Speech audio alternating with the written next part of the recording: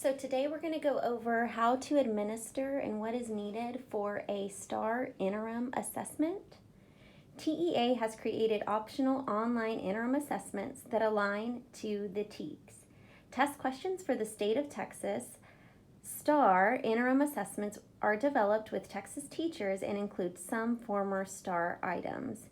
These assessments are available at no cost to districts and are not tied to any accountability. So what is the purpose of the interim? TEA has mentioned the purpose of the interim is a way to monitor academic improvement, especially for students who are performing below grade level. It's a tool to inform interventions for students or groups of students based on predictions of STAR performance, and it's also a benchmark instrument at the campus or district level. The interim assessment should not be used as an item bank intended for building classroom quizzes, a source of test questions, or a formative assessment tool designed to provide standards of level performance data. Interim assessments measure a student's understanding of a broader span of students' expectations to monitor progress, predict summative performance, and identify students for intervention. So those are some reasons TEA has added in the interim assessments. The interim assessment questions are comparable to, but not the same as the STAR. These items are a mixture of items developed with Texas teachers and former STAR summative test items. These items are field tested and fully aligned to the TEKS. Interim tests typically begin with one section test. After completing one section, students are then routed to the appropriate second section based on their performance in section 1. The interim tests are delivered in the same application as the summative STAR assessments. In previous years, I'm going to go over just what it means in difference between linear and multi-stage testing in interim. In previous years, the subjects tested with interim assessments have been multi-stage adaptive test, which means the students go through section 1. Based on their answers, they're routed to section 2. Our algebra, our English 1, and English 2 STAR interim assessments are still tested through the section 1 and section 2 multi-stage adaptive test form. This year, we have added biology and social studies. Those exams will run on a linear test design, meaning that all students will be tested using the single form, receive the same items, and will not have to go through section 1 and section 2. So that's important in testing. If you're doing English, know that the students will go into one section and then be routed into a second section. For biology and U.S. history, they will just have one section that they will work all the way through. All right, so what do you do once you're assigned an interim assessment? Here at McNeil, we are offering the spring interim assessments through the classrooms. So I just want to go over what you will receive in your test bag when you pick it up on the day of your first interim assessment. Please remember that these test tickets are very similar to STAR in that they do need to be kept secure. You cannot leave them in your office or in your room, an unlocked or even a locked cabinet. Just please keep them with you at all times. If you are needing to leave them alone, please leave them with somebody that's also going to ensure that they're not being looked at. You can come and return the tickets to me after each test, but I'll go over everything that's in the binders now. All right, so when you pick up your binder, your bag, it's going to be in a bag just like this. This is Mr. Barron's. In the bag, you're going to get some Kleenex, you'll get a clock, and you'll get a supply bag. In the supply bag, the pencils are in the back zipper, so sometimes you're looking for them, they're in the back zipper. We also put them in a Ziploc in order to keep these things kind of clean and safe for a longer time. If the students return them back in there, this is less likely to get damaged or dirty. We also have your marker and some pencil sharpeners. Again, if you keep them in the plastic bag, it just keeps our stuff lasting longer. In here you have your number cards that you can use to seat students. And then you have erasers that you can make available for them, okay?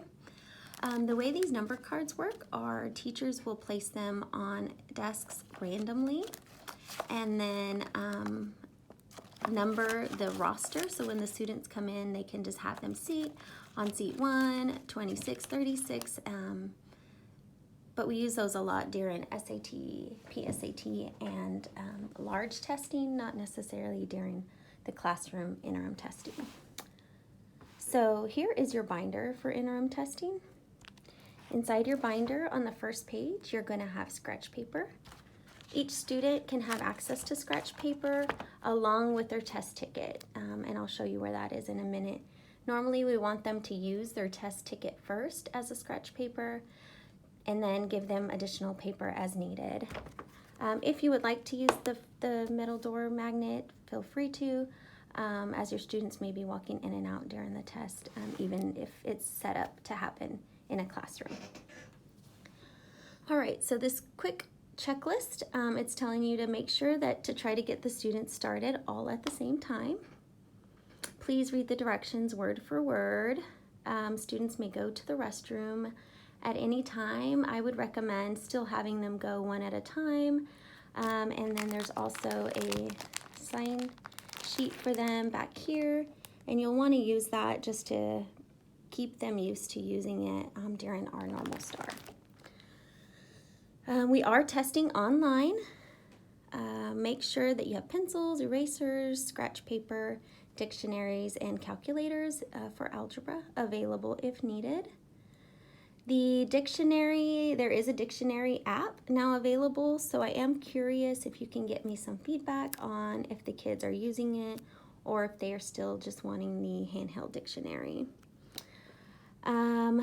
Okay, so you'll get the student tickets in the binder.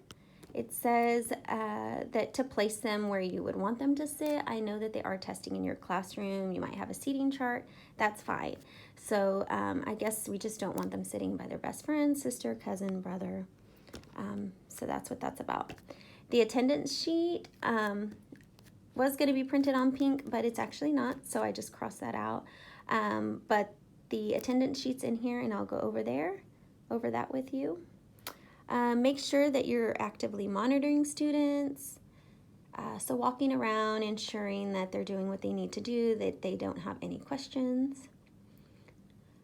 There is no seating chart for interim assessments, so you won't have to fill out the seating chart. But please note that we will still be doing that for our normal EOCs.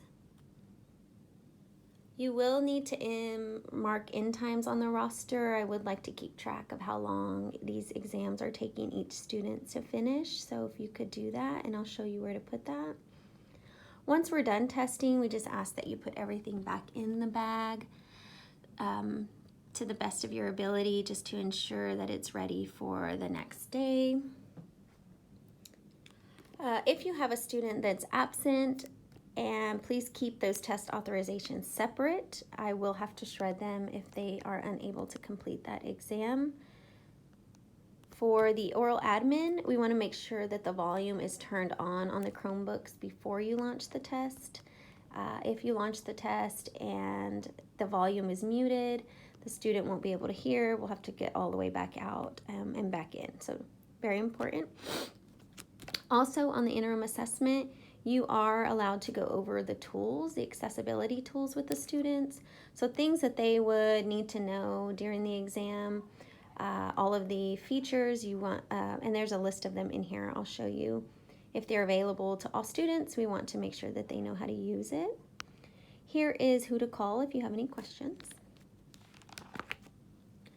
Most of y'all will be using Chromebooks, so here are the directions to launch the Chromebooks. Most importantly, you're just going to go to the apps, go to Star Online, and then you want to make sure that you click on the interim assessment. None of y'all will really have Chromebooks today, but if you happen to have a laptop or a Chromebook, then this would be the directions for you to get the students testing on that. Here are just the adjusted end of course directions to show interim. I do still want you to read the cell phone policy first. I have marked this one out because we don't have a place for the kids to sign for interim that they've placed their phone away, but we still want to make sure that they put it away. So here are the directions and you know what could happen if they don't. So we do still want to read that. Once we read that, then we go into the highlighted directions for the interim. Some people will have students in their classrooms receiving text-to-speech, so you'll want to read that to them. And then here's another one. So you'll just go through these online directions. If you have students that receive content and language, you'll want to go ahead and read that aloud. Okay, and then the time starts once you finish reading directions. Here is a list of the features that are on the online system. We want to make sure that all of our students know how to use these, the highlighting tools. So of course there are a couple that certain students may or may not get, so those options will be available as needed for those students, but we just want to make sure that you guys know and then the kids know what those are. I have a copy of the dictionary policy, copy of the calculator policy, just if anybody has questions. Please place this in your classroom with a piece of tape and then back in here when you're done. And then this one needs to go on the door as well so that we know that the students are in there testing. When they're finished, you can put this side up. Here is the roster of kids with the place for you guys to put whether they're present, absent, and then their start and stop times. If the start time's the same, you could just put it all the way down, but I would like individual stop times on here.